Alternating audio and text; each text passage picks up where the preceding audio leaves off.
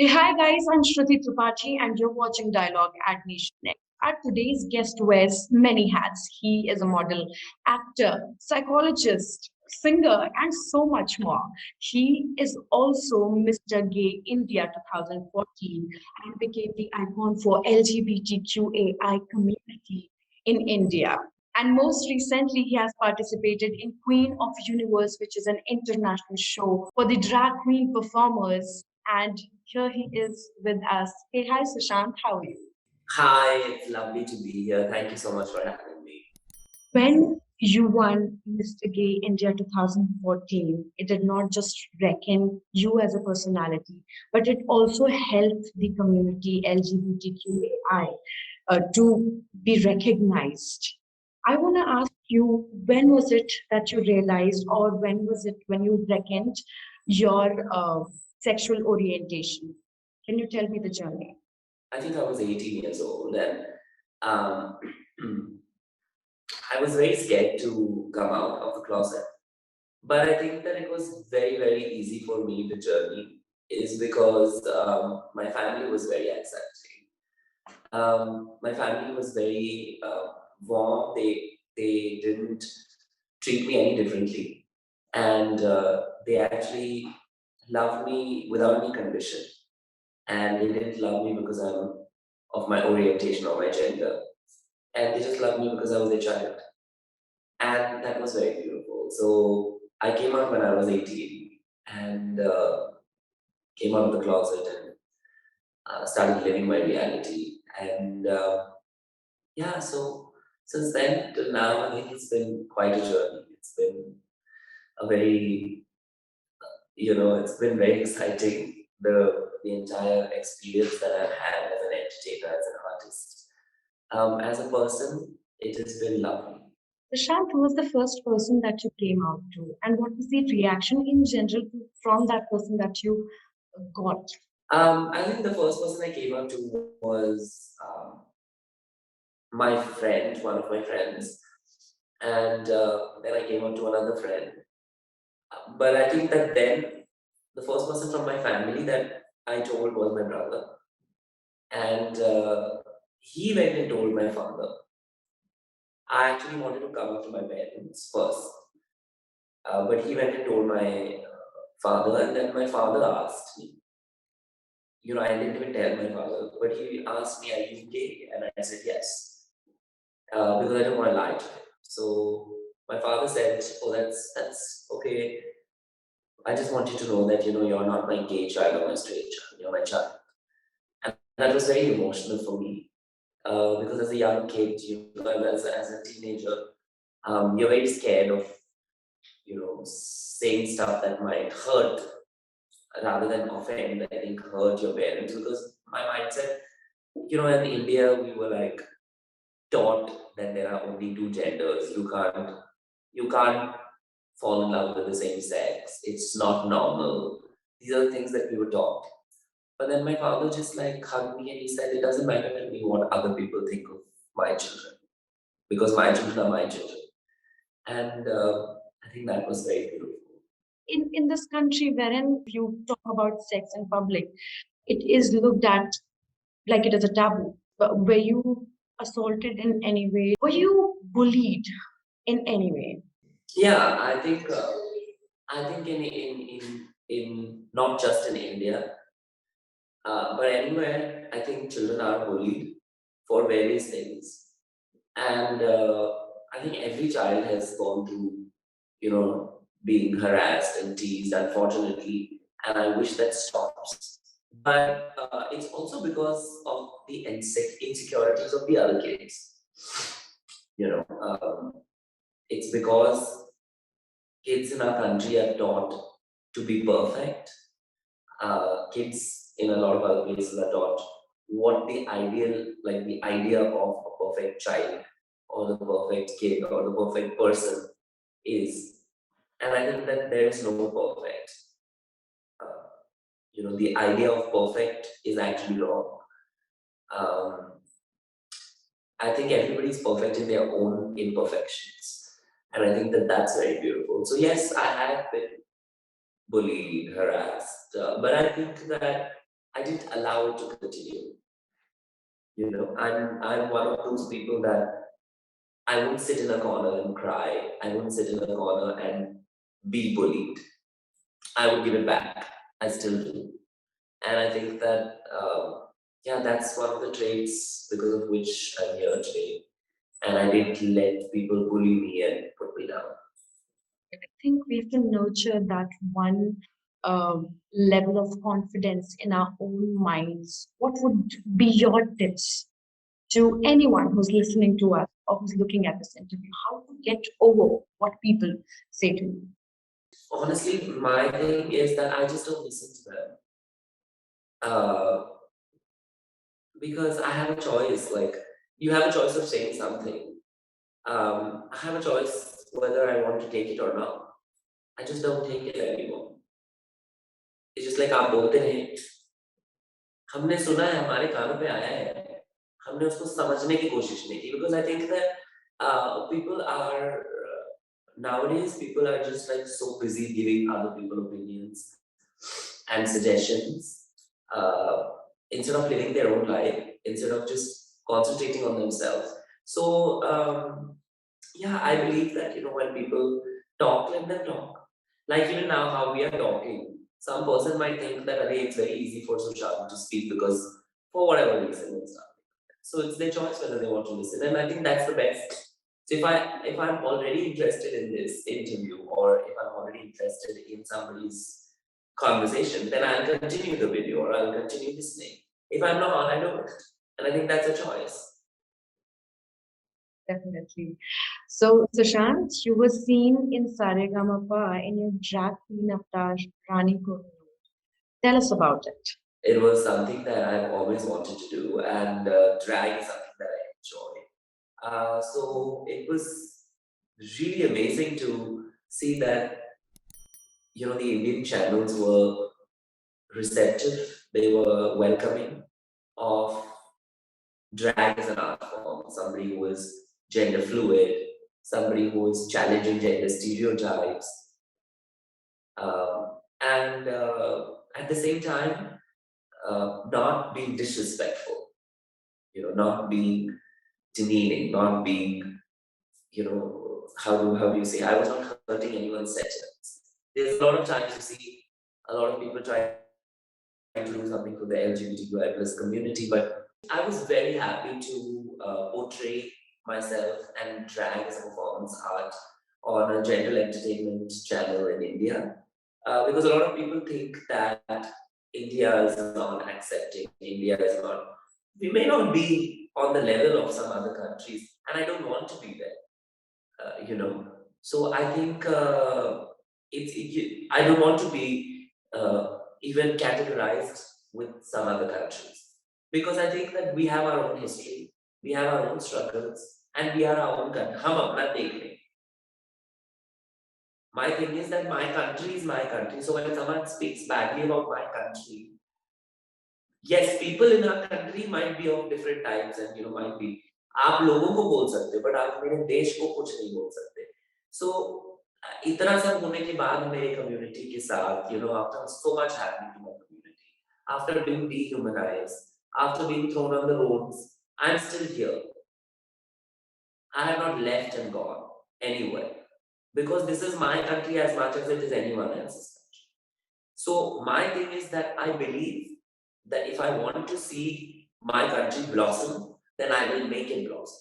And I think that's what is my duty as an artist, person, citizen of this country. So I think that's what I'm doing. And through shows like Saregamapa, it's not for me, it was not just a singing show. It was a show that changed a lot of people's perspective. And I think that is more important for me. Jeetna nahi jeetna wo to theek hai, that's part and parcel of life. But I think for me the biggest win was, when these kids who don't have any place to watch somebody like me or somebody like themselves, they could watch and they could say that हमें भी हम हैं इनके जैसे ही हैं, but हमें भी हुनर है, हमको भी दिखाना है. तो अगर ये कर सकते हैं तो हम भी कर सकते हैं. That was my biggest victory. I want to know more about Rani Kohinoor and how different is Sushant Divgikar from Rani Kohinoor. They are very different, Rani and Sushant, but they're also very similar because I think they share one soul, and yeah, their personalities might be a little different, but I think that very similar, and I just enjoy being Rani.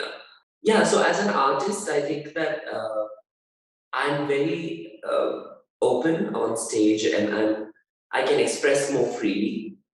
I can express so many more things because of Rani, and I think that the world might not have been able to see Rani if I didn't create Rani. So I think I'm happy that we all get to see Rani Kohinoor and yeah, experience her. That's why I call it the Rani Kohinoor experience because it's an experience, not just a performance. She's an entire experience. Now, most recently, you have participated in an international singing competition, Queen of the Universe, and you are rocking the stage. So, I want to know how is the experience of being there? How's it all? Oh, it was lovely. It was really really nice, and I had a lot of fun.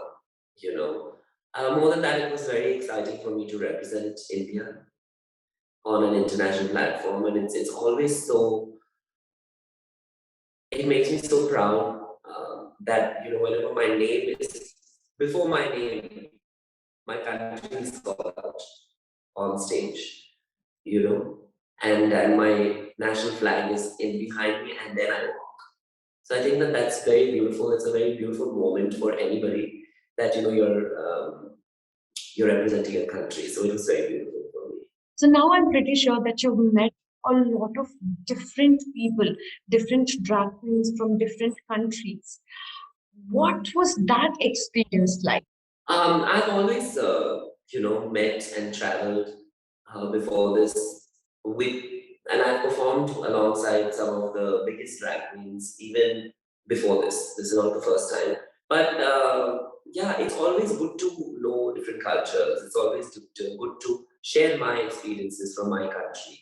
Um, because a lot of times, as I said earlier, also that people don't know in their country what is happening in yours or what's the scenario like in your country because we're all so encapsulated and busy with our lives, in our own lives and in our own countries that we don't know much about our countries. And I think that's very beautiful with the format like this, where you get to meet people from around the world. So that was very, very informative for me. When we talk about drag performance, many people think that it is related to the LGBTQAI community. If the sexual orientation is different, only then you can perform in drag. You can be a drag queen. Can you please cut this notion off and clear the minds of the people? Because I don't believe in that. And if you speak about it, I think it will make a greater impact. No, see, drag is an art form, just like any other art form or dance form or singing. Drag is an art form and anyone can do it. There are no rules that you have to be gay or you have to be transgender or you have to be LGBT to do drag.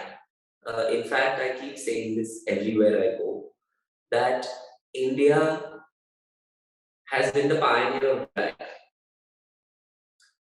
in a way where our kings used to do drag, our queens used to do drag, our gods used to do drag, but we didn't call it drag. We didn't know what to call it. You know, in our kings and courts palaces, there were the wives. Okay, at a point, at in our if you go to our cultural heritage of India and you kind of revisit it and you see our mythology and our kings and queens palaces, they usually the wife culture. And in this, what used to happen is that there were artists, there were performers. Sometimes the women, unfortunately, were not allowed to perform in front of men or allowed to perform or go on stage. Now someone had to do the female characters, or they had to enact them, enact the female character. They had to play the role of who will play the role of the woman. So men used to play it. Men used to get ready, dance, sing, act like women on stage for performance value. That's drag. That is the definition of drag. Now that doesn't mean that those men didn't have wives, didn't have children, didn't have families. They didn't mean that they are gay or trans. It just meant that they did a performance. For that performance, they played a character of a woman. And then they came back and they were fine. They were, or like they were themselves again. They just played a character. So that's drag. Unfortunately, I think that because of the narrow mindsets of colonial British rule, that is the reason why I think people started believing. I think, no, I know that people started believing that this is wrong. That doing drag is, oh my god, a man should not dress up like a woman. A woman should not wear pants. A woman should not have short hair. Men should not wear lipstick. But our kings and all, you've seen our kings and queens and all. We were rich. We were beautiful. We were gorgeous. We didn't give a damn about what people thought about us because we were everything. We had everything. We were everything. It so happened that the British came one day and then they changed everybody's mindsets like that once they started ruling over us, during the colonial rule. I think it's now time for us to speak about all these things so that people know that our country has been beautiful, is still beautiful, and will always be beautiful. The people that are trying to create all these wrong notions in people's head and create discomfort and hate for a community. We are not causing any hate or trouble. We are saying we are performers, you are performers, we are artists, everyone is an artist. Okay? Don't attach gender to art. Don't attach orientation. You respect the art and the artist. But that's all that there is. It's not rocket science. It's not something that's so tough to understand. Respect the art and the artist. Don't judge people on the basis of gender orientation. And that's why I say that art is for everyone. And drag is a performance art. Therefore, drag is for everyone. How do you address a certain person from LGBTQAI community? So I would like to request you to elaborate the whole definition of what pronouns. If I answer that, it's going to be a very, very long answer. So I'm just going to explain it very briefly. Um, so pronouns are basically, everybody has preferred pronouns. So my pronouns are he, she, and they because I identify as a gender fluid trans person, transgender person. Your pronouns, if you identify as a cisgendered heterosexual woman, then your pronouns will be she and her. But you can choose, even if you are born as a woman, but during the course of and journey of your life, you understand that you're not a woman only. You might identify also as several other genders or no gender at all in the journey of your life. So you can choose your pronoun and you can choose to be addressed. See, because there are certain people that might not understand what is pronouns. But when, for example, if my pronouns were only she and they, and someone called me he in conversation, then I will correct them and say, excuse me, my pronouns are she and they. So please address me as she and they. After that, if they still keep on saying he, him, then they are being disrespectful. Because after they know what you asked, they asked for yourself to be addressed as, then it becomes disrespectful if somebody doesn't call you those pronouns. But till then, I think that because people don't know, we can give them the benefit of doubt, but also It's always good to learn. It's always good to keep an open mind. And yeah, pronouns are important, in my opinion, is because um, a lot of people say, "Arey, what's there in a pronoun?" Okay, but that's for you. That's your definition of it. And I think that also a lot of heterosexual people don't understand the struggle is because they have not had to struggle with their identity. They've not had to struggle with their bodies. They've not had to struggle with society and people outside judging you for being of a certain orientation or gender. And I think that's why they don't understand what is this pronoun, kya pronoun laga ke rakha hai. So it's that. Recently, a gay couple got married in Telangana, and their families were indulged, and it was a great ceremony too. But at the end of the day, what our generation, memers, did is they trolled them and gave out a negative picture to it. As a psychologist, I want to ask you, okay, what are the steps that we as a community can take for our nation to be a better place for all of us to live? I think the first thing, as people of this country or people of the world, we all need to do is mind our own business. It's something that we often forget doing. We want to poke our nose into this one's business, that one's business. What is our neighbor doing? What is our nephew doing? What is our friend doing? What is this one doing? Random people also will catch and say, "What are you doing?" But what are you doing? you know so ask yourself that. And I think that when you mind your own business, your life becomes better.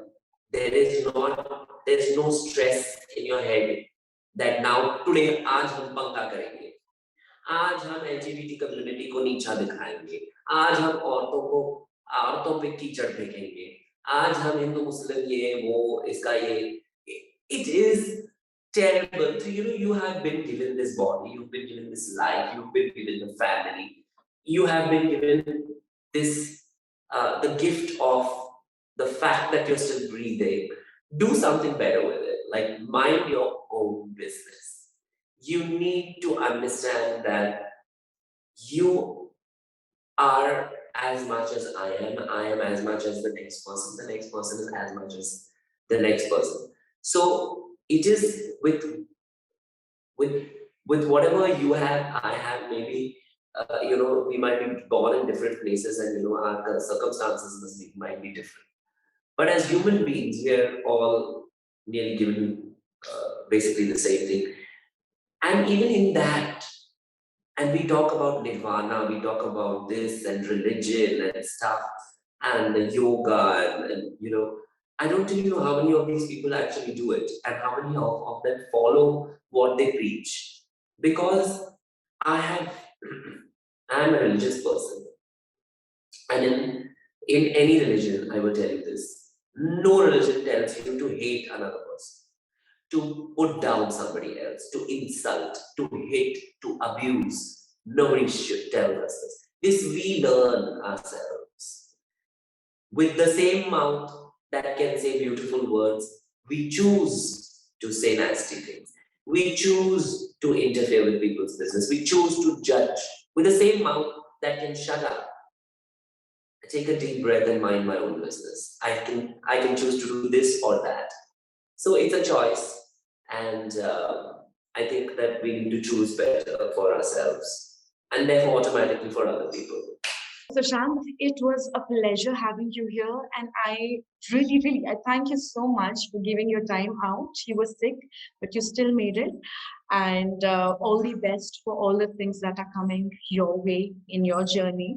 My name is Shruti Tripathi, and hope to see you soon. Namaste. Thank you so much. It's been a pleasure. Subscribe to Nation Next YouTube channel and press the bell icon to get regular updates from Nation Next. Also like Nation Next Facebook page and follow us on Instagram and Twitter.